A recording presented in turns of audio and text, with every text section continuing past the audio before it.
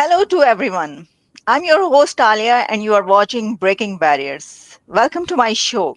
Today we have very special guest with us and he is appear now second time in our show. He is Dan Pfefferman. Dan Pfefferman is podcaster, writer and public speaker and he is co-founder of Middle East 24. Dan Pfefferman, thank you very much for joining my show once again. So glad to be here. Thank you. Dan, first of all, there are a lot of latest developments on Middle East. I will start from Israeli PM statements. Mr. Macron, France, and few other European countries, they say that they will recognize Palestine very soon. And Israeli PM says Israeli citizens should immediately leave France, UK, Canada, and EU countries amid their governments are strongly stand with Palestinians. And that's why anti-Semitism on rise. Do you think so? And what's your take on this latest development? Yeah, a lot to unpack here. So first of all, we of course have the ongoing situation in Gaza, the war between Israel and Hamas that's been unfolding in Gaza now for 669 days, if I'm not mistaken. And this is a war that everyone except Hamas seems to want it to end and to move on.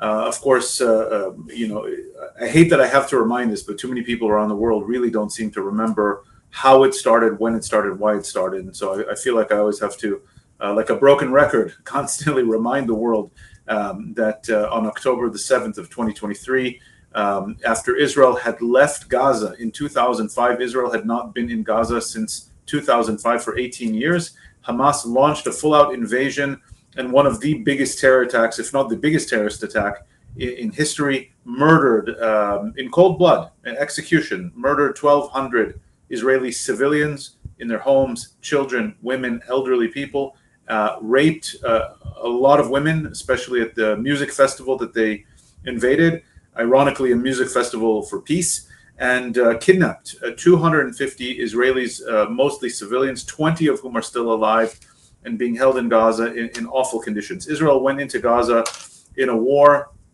designed to defeat Hamas, not to take Gaza, not to reoccupy Gaza, not a war against the Palestinian people, a war against Hamas, a terrorist organization that governs the Gaza Strip. And after a short time, Hezbollah joined the war, the Houthis joined the war, Iran joined the war, the Syrians supported all of these sides. And so we're unfortunately, Hezbollah has almost basically been defeated by this point. The Assad regime fell. Iran was, let's say, put in its place with its nuclear program severely damaged. And we're still in this situation with Gaza. Hamas refuses to come to the table and agree to a reasonable ceasefire where Israel would get back the hostages in exchange for releasing prisoners who are terrorists, convicted terrorists in Israeli jails, and for a 60-day ceasefire. Recently, this of course all heated up again when the growing food insecurity, the humanitarian issue in Gaza came to the fore once again, and there's a couple of key elements to this, of course, that have been widely misunderstood in all the media, in the international media, in the Israeli media. And a big part of that is because Hamas and its backers in Qatar and Al Jazeera and others have been playing a very, very dangerous PR game. So first of all, humanitarian aid, food during wartime is always a difficult thing, no matter where. Gaza is a small territory with a lot of people. And the fighting, because of the way Hamas fights, Hamas hides in tunnels, 500 kilometers of tunnels underneath all of the humanitarian areas. It uses the hospitals, it uses public buildings to fight this war, not Israel directly. Israel is constantly trying to figure out a way to pressure Hamas. So the plight of the Palestinian people does not interest Hamas. In fact, it helps their cause because they can then show the world that they are the victims, Israel is the aggressor, and every time the world forgets that it's Hamas who started this war and refuses to lay down its arms and return the hostages. Israel, of course, exacerbated this situation back in March by putting a block on humanitarian aid as a way to try to pressure Hamas, and reinstituted that aid instituted a new aid delivery mechanism that tried to bypass Hamas and the UN mechanisms, which are heavily infiltrated by Hamas. And the problem we have now is that some, according to new reports by the UN, by German newspapers and others, over 80%, 86% of the aid that does come in to Gaza, and here is where the confusion takes place, and the announcements of the French and the British and others. The aid is coming in, or if it's being blocked from coming in since April at least, and until March, and since April, Israel is not preventing aid from coming into Gaza. The problem is the distribution. And so you have essentially a few problems. The UN has been very hesitant, refusing to cooperate with this new American-Israeli aid mechanism. 86% of the aid is hijacked at gunpoint by either Hamas, Hamas-affiliated militias, or armed gangs. And then first of all, it's taken to Hamas. So Hamas, if you look at pictures of Hamas fighters throughout this entire war, they're quite fat. They're very well fed. So if the people of Gaza are struggling, and if the Israeli hostages are on the brink of starvation because Hamas is starving them, Are you? Sorry to interrupt you, but yeah, sorry to interrupt you, but are you talking about aid that Hamas stopped aid to enter Gaza now? This crisis is now. So yes, it means that there is presence of Hamas in Gaza. Still, there is a lot of presence yes, of of course. Hamas. Am I right? Oh, okay. Yes, of course. Hamas has not been totally defeated. Hamas is no longer an organized terrorist group. It's no longer an organized governing entity like it was 2 years ago, but it's very much militias. It's very much militia and terrorist cells that operate throughout Gaza, just not as coordinated, not as large as they once were. They still, have tens of thousands of fighters. The better trained fighters were mostly killed by Israel. So we estimate some 20,000 Hamas terrorists and fighters have been killed by Israel. The ones you have now are basically thugs. They're basically armed gangs. And they hijack the aid. Other militias affiliated with Hamas, also not affiliated with Hamas, also hijack the aid. And so very little of the aid is getting directly to the people. A lot of it is being resold at very high prices to the already poor people of Gaza who have been struggling under this military conflict for the last 600 days. And the UN, on top of all of that, has been refusing. So you can go now to videos and pictures from just last week, and there are stockpiles and stockpiles of humanitarian aid that Israel has approved, that the UN refuses to work with the GHF American mechanism. It's just sitting at the borders. And so Israel is now trying to fight essentially 3 wars at the same time. And it's very difficult. And of course, Israel makes mistakes. One is, how do you fight Hamas, the enemy, while there are a lot of civilians? That's hard enough as it is. 2, how do you prevent a humanitarian disaster in Gaza? The situation is very difficult, okay? It's not a purposeful famine. It's not a starvation strategy, as Israel's enemies or critics are trying to explain. But it is a very difficult situation because the aid is not getting, most of the aid is not getting to the people of Gaza. And 3, how do you do all this while there is a very cynical and dangerous propaganda campaign against Israel, and also utilizing the pain of the Palestinian citizens and trying to make it worse, and trying to, by hijacking the aid, but also fighting a very dirty media war, creating instances of hardship that go against the interests of the Palestinian people and are meant to keep Hamas in power. So Israel has to navigate all of these complexities at the same time. The images that came out last week, some real, some created by Hamas. There are pictures, by the way, from Syria and Yemen of actual starvation that were being circulated on the media, also AI-generated images by Hamas that made it to the New York Times, the BBC, other international outlets, and that then led to the international diplomatic tsunami that you described in the outset. So this is the situation we're dealing with right now, and it's a very, very difficult situation for Israel to try to navigate. How do you defeat the enemy? when the enemy utilizes the suffering of its own people to keep itself in power and to prolong the war. Okay. As you explained everything, I am so shocked and surprised that Israel killed several key leaders of Hamas, but still Hamas presence is there. And why don't they talk on this that if aid is not reaching there, they should try for that? And what's your take? What's Israel take on this? If they recognize Palestine, then So the problem here is that the Europeans, instead of working to solve a difficult issue, they actually just made it worse, and they're attacking two different problems with conflicting solutions, or what they see as solutions. Okay, so there is, as we said, there is a humanitarian crisis in Gaza. Part of it is Israel's fault, and Israel's trying to address it. Part of it is manufactured by Hamas. Part of it is not being helped by the United Nations, and that's the aid to the Palestinians. You have a different issue, and that is the recognition or non-recognition of a Palestinian state. And I, we have to remind the viewers here. Okay, Israel itself is a very small country. So for your American viewers, it's about the size of New Jersey, the state of New Jersey, significantly small, smaller than the small United but States. very powerful country, I must Powerful, say.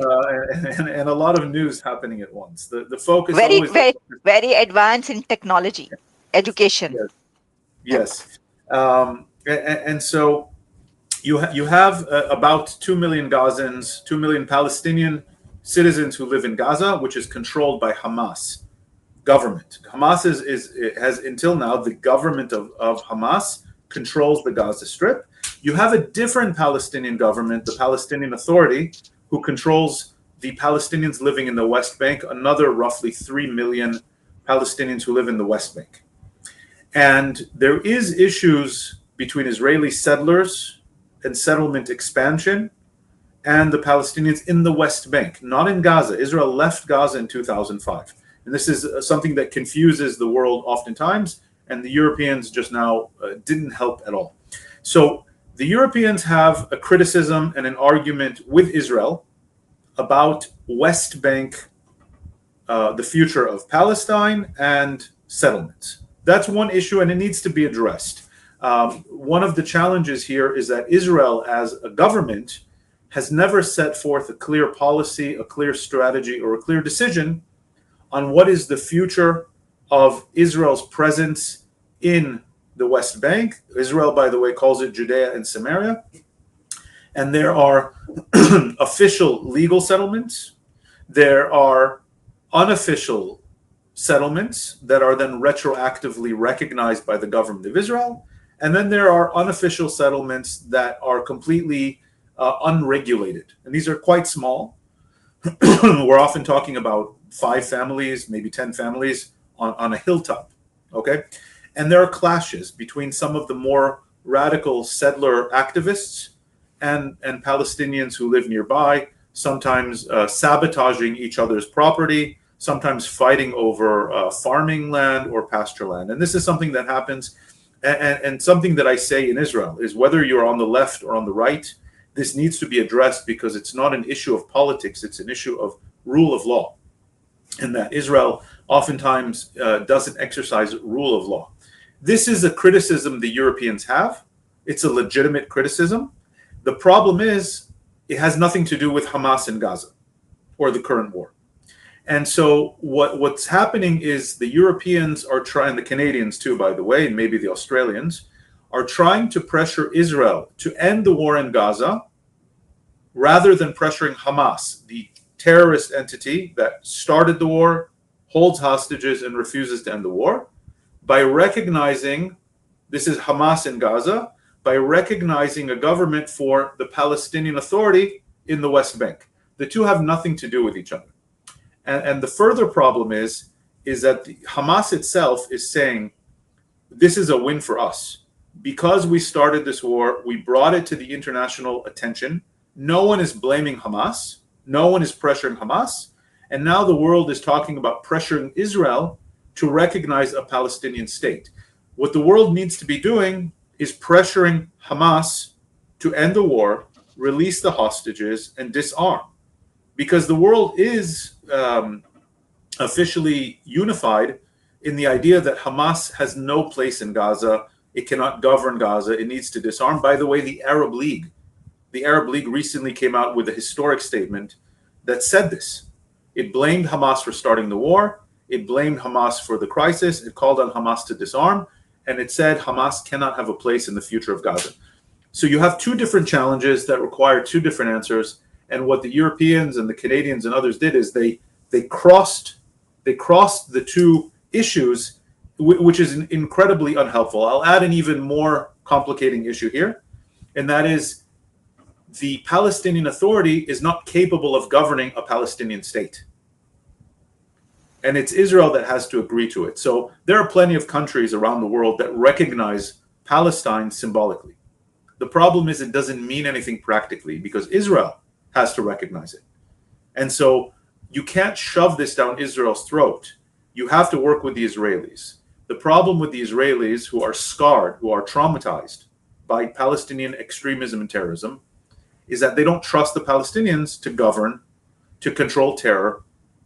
And the Palestinians, both Hamas and the Palestinian Authority, continue to wage a war of delegitimization against Israel. Hamas wages actual terror war.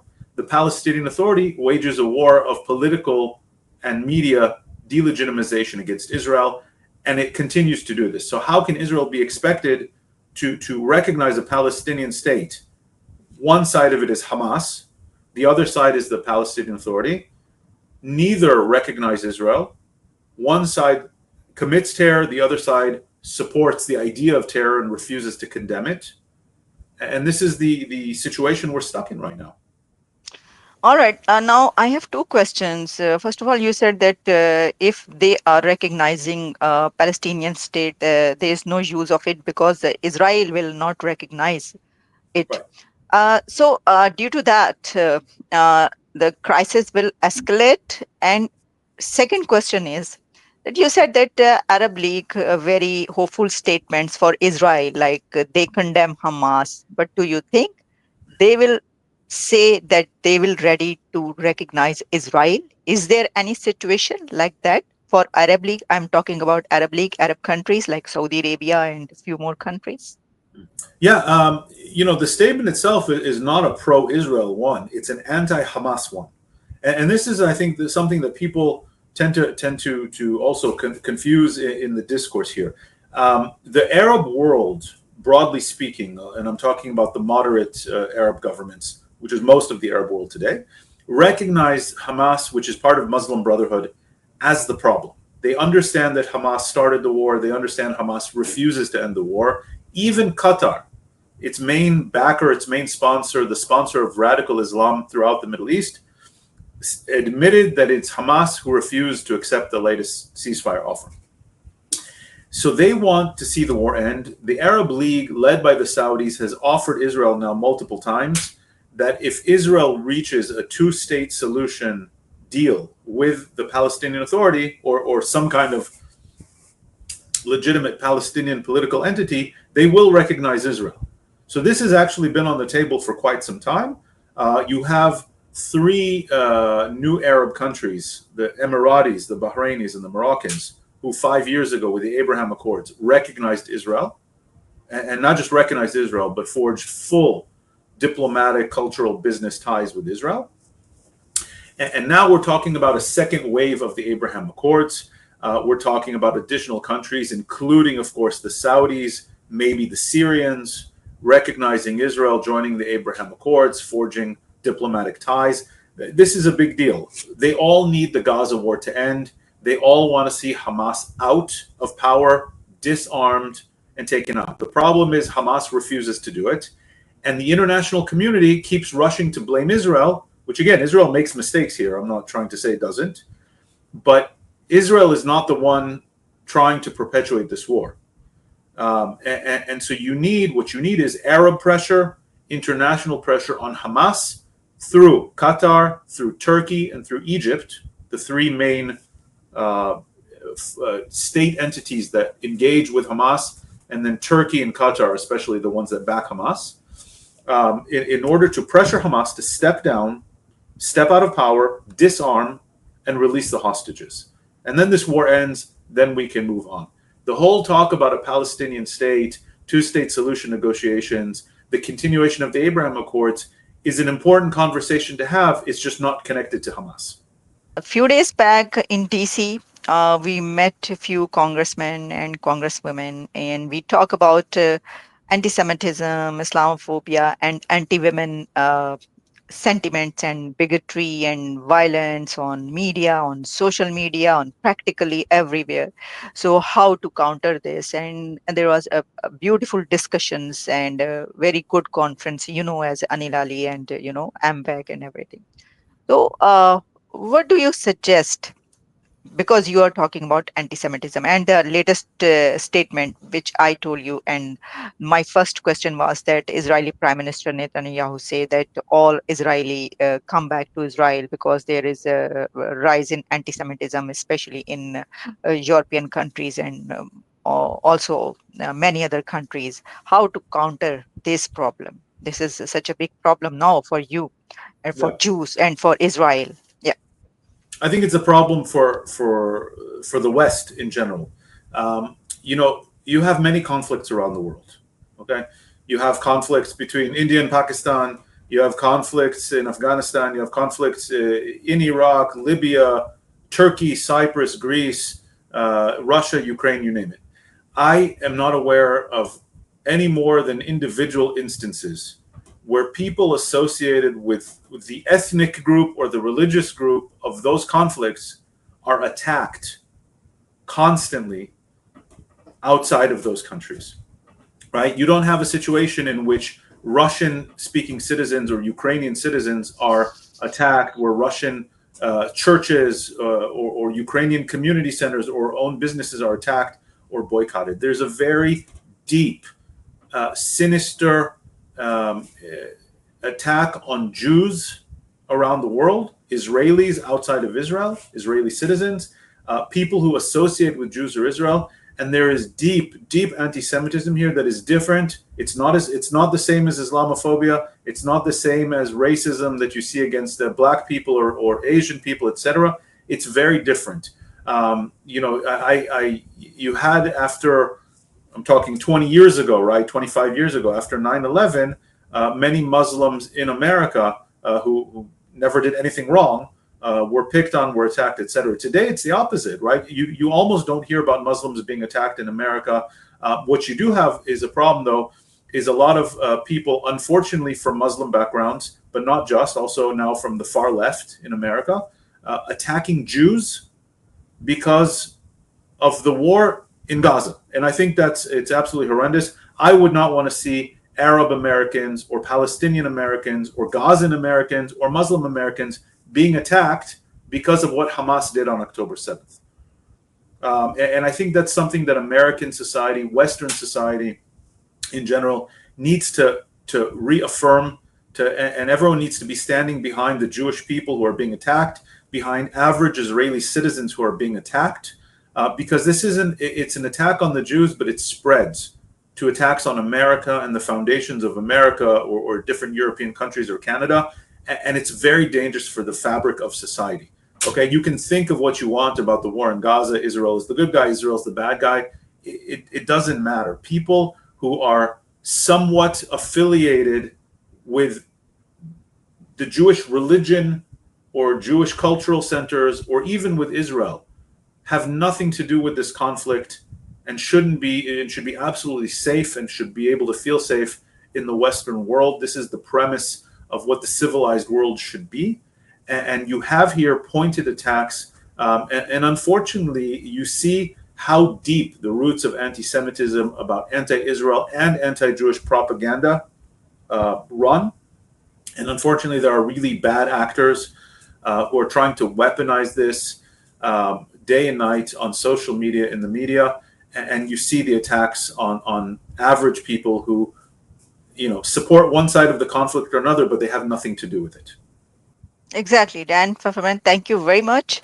I agree on this point that Whenever I talk or I speak, I ask my Muslim brothers and sisters, why don't you condemn Hamas terrorist attack on 7th of October on Israel? But nobody condemn on that. And this is very sad. Whenever we ask, why don't you condemn millions of Jews were killed in Hitler era, and you never condemn that thing. You celebrate that. Why is it so? But there is no answer. So this is a really sad situation. Thank you very much once again. Thanks for having me on your show. Thank you.